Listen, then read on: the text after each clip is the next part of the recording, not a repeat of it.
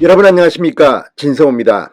오늘 윤석열 대통령이 용산청사에서 중국의 3인자 리잔수 상무위원장을 접견했습니다.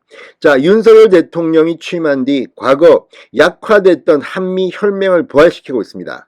나토 정상회의에 초청되는 등 중국으로서는 상당히 기분 나쁜 그런 행보를 하고 있습니다. 그게 정석입니다. 그런데 더 눈길을 끄는 것은 문재인 정권 때 중국이 문재인 전 대통령을 어떻게 대접했습니까?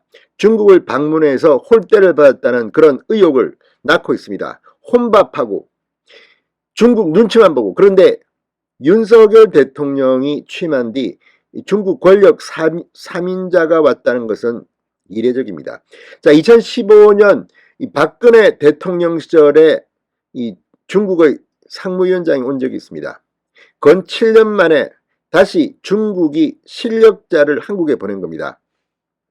오늘 윤 대통령은 사드 발언 등을 하면서 중국에 대해서 대등한 외교를 펼쳤습니다. 물론 중국의 지진 같은 것들을 걱정하면서 전통적인 한중 우호를 강조하기도 했습니다.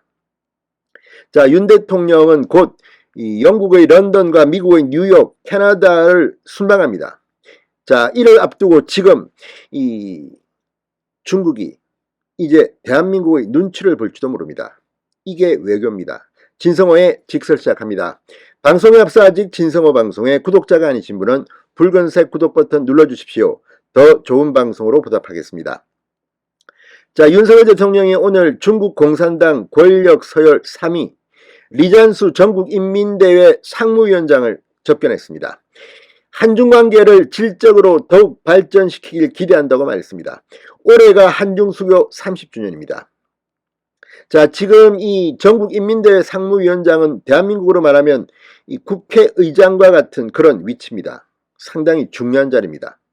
자, 윤 대통령은 특히 리 위원장에게 사드 문제가 한중관계의 걸림돌이 돼서는 안 된다고 말했습니다. 리 위원장은 윤석열 대통령 초청을 시 주석에게 보고하겠다.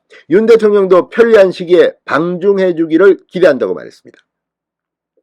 자, 시진핑 중국 국가주석 방한을 윤 대통령이 초청한다는 뜻을 전했습니다.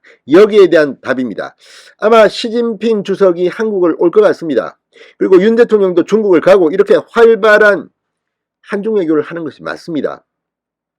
자, 윤 대통령은 오늘 용산 대통령실 청사에서 리 위원장을 접견하고 이 수교 30주년을 맞아 양적인 면에서 비약적으로 성장해온 한중 관계를 향후 30년간 상호 존중과 호혜의 정신에 입각해 질적으로 더욱 발전시켜 나가길 바란다고 했습니다. 그러면서 이런 측면에서 시 주석의 방안은 이 한중 관계의 새로운 30년을 열어갈 중요한 계기가 될 것이라고 희망했습니다. 리 위원장은 윤 대통령의 초청을 시 주석에게 정확하게 보고하겠다. 그러면서 윤 대통령의 편리한 시기 방중도 기대한다고 했습니다. 윤석열 대통령은 리 위원장에게 한반도와 동북아 평화 안정을 위해 담대한 구상을 흔들림 없이 추진하겠다고도 했습니다. 리 위원장은 윤석열 정부의 구상을 더욱 잘 이해했다. 관련 내용을 시 주석에게 보고하겠다고 말했습니다. 자, 이 말은 지금 북한을 컨트롤할 수 있는 것은 세 개입니다. 세계 열강들입니다. 그런데 그 중에서도 중국입니다. 중국은 경제적인 측면에서 북한을 컨트롤할 수 있는 그런 나라입니다. 지금 윤석열 대통령의 이 외교 안보 이 측면에서의 성과는 바로 이제 김정은이 눈치를 보지 않는다는 겁니다.